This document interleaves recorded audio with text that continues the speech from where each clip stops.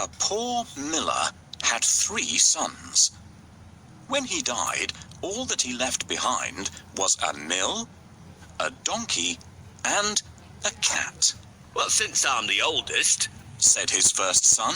I'll take the mill. The second son quickly added, And I'm next. I'll take the donkey. They looked at their younger brother, Marquis. How lucky you are! You shall have the cat. The brothers said, and laughed out aloud. The poor fellow shook his head as his brothers left. It was not fair at all. My brothers can make a fine living with a mill and a donkey, but what about me? I'm stuck with Puss, said Marquis, wringing his hands in despair. Puss had been listening. He stretched and yawned loudly.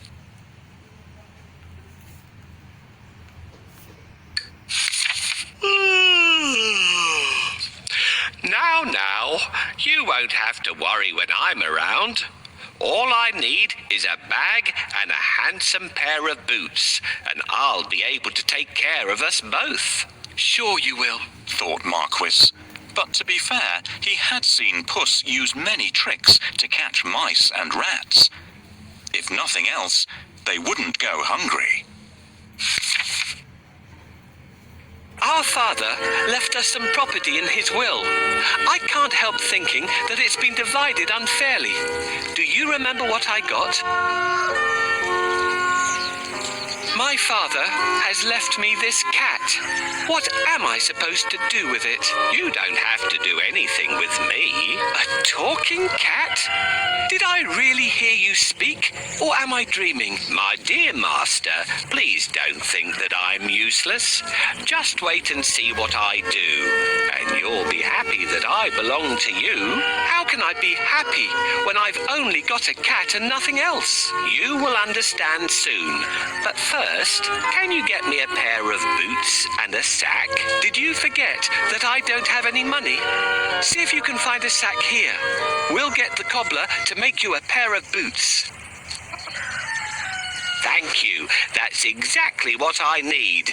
Now that we have the sack, let's go and get a pair of boots from the cobbler. Found a sack? You're a smart fellow. Come, we'll go and see the cobbler. I'll pay him for the boots later. Yes, this is the cobbler's workshop. I can get my boots here. This is the last pair of boots I have. Let it bring you luck. Thank you. These boots suit me perfectly. Soon the cat was given his own pair of boots and the new bag that he had asked for.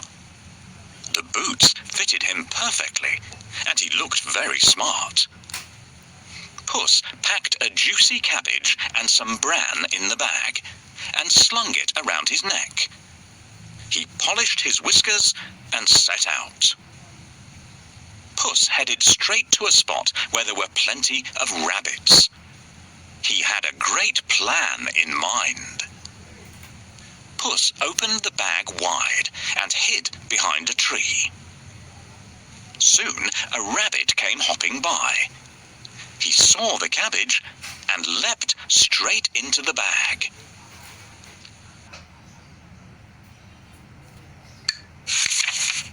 Whoosh! As quick as the wind, Puss grabbed the bag and tied it closed with a piece of string.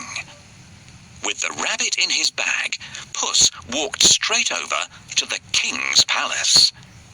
He bowed low and presented him with the rabbit. Your Majesty, said Puss in Boots in a royal voice. This humble gift comes from my master, Lord Marquis of Carabas. This was a fancy name that Puss had chosen for his master. What a thoughtful gift, said the king, who loved roasted rabbit. The next time, Puss managed to catch a brace of partridges and took them once again to the king. This is wonderful. Tell your master I'm very pleased, said the king, who loved partridge stew even more. This went on for 2 months.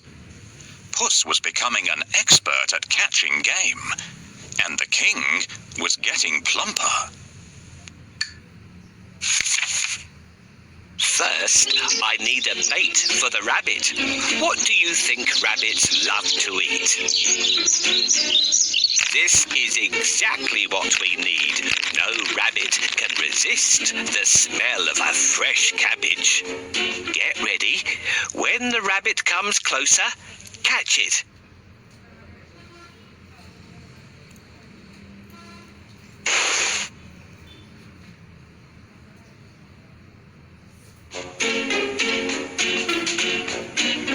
Got you. Thanks for your help.